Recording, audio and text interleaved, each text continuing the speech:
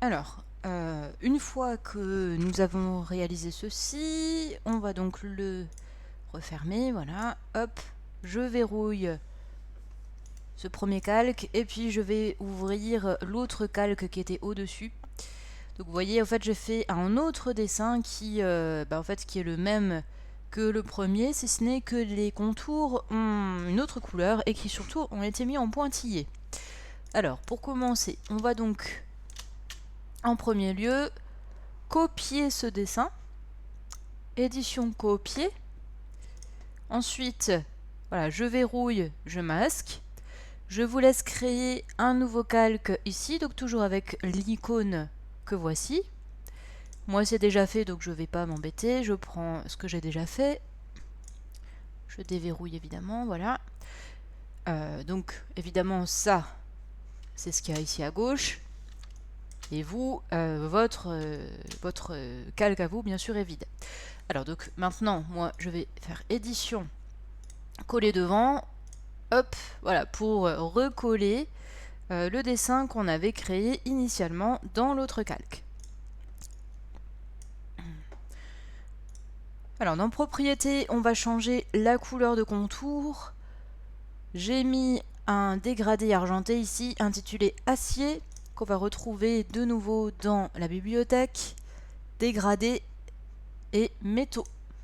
Non, il était déjà en haut en fait, mais il était caché. Ok. Donc acier, je ne sais plus où il est quelque part là-dedans. Voilà, c'est ça. Voilà, très bien. Et une fois qu'on a fait ça, on resélectionne le dessin, on va sur contour et on va cocher pointillés. Voilà. On va réduire la taille des pointillés parce que là les tirés sont beaucoup trop grands. Donc normalement, il me semble que j'avais mis ça à 2. Voilà, pour une graisse de... Ah oui, non, pardon, c'était pas 2, c'était 0,5. Oui, c'est ça. Donc 0,5, voilà. Mes pointillés sont beaucoup trop collés les uns aux autres. Donc, il faut aussi que je rajoute un espace ici. Donc on va noter 2. On écrit vraiment 2, comme ça. Et enfin, alors ça c'était une astuce qu'on avait faite avec la carte de Noël qu'on va pouvoir refaire ici. On va arrondir les bords des pointillés pour que ça fasse plus des boudins que des petits carrés comme ça. Donc là c'était ce bouton-là, extrémité arrondie. Et voilà. Donc ça permet de revoir aussi la partie pointillée qu'on avait déjà vue donc dans contour ici. Alors, je vais créer un dernier plan de travail comme ceci, juste pour faire un petit rappel sur les flèches. Alors, je vais reprendre ici une couleur noire. Je vais décocher pointillé, voilà, comme ça on verra un peu plus clair. Je vais peut-être même augmenter l'épaisseur comme ceci. Alors, vous voyez, là les bords arrondis ont été maintenus. Donc on les voit bien, hein. Encore une fois, ça correspond à ce bouton, ici. Alors, les flèches sont là. Donc, j'avais une flèche pour le début du tracé, à savoir ici, et pour la fin du tracé, à savoir ici. Voilà. Donc, là, je peux choisir des pointes de flèches différentes en fonction du début et de la fin. Je pourrais même envisager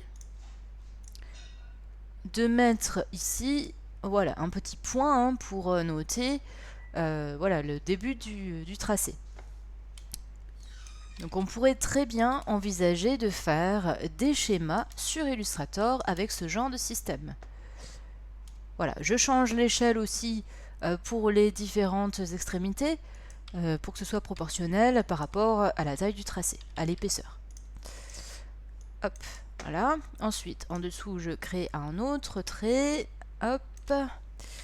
Voilà, donc ça c'était pour montrer les différents types de profils. Donc là on était sur uniforme, mais en dessous vous avez ce profil de largeur qui permet de donner un aspect un peu fuselé à votre tracé. Bien, voilà, donc on a fait un petit peu le tour des choses qu'on avait dû voir ensemble donc non pas la semaine où on a sauté les cours, mais la semaine d'avant. J'espère que ça vous a bien aidé à remettre vos idées en place par rapport voilà, aux manips de base sur Illustrator. Et ben, je vous convie à regarder la vidéo suivante sur l'outil Plume. Voilà, à bientôt.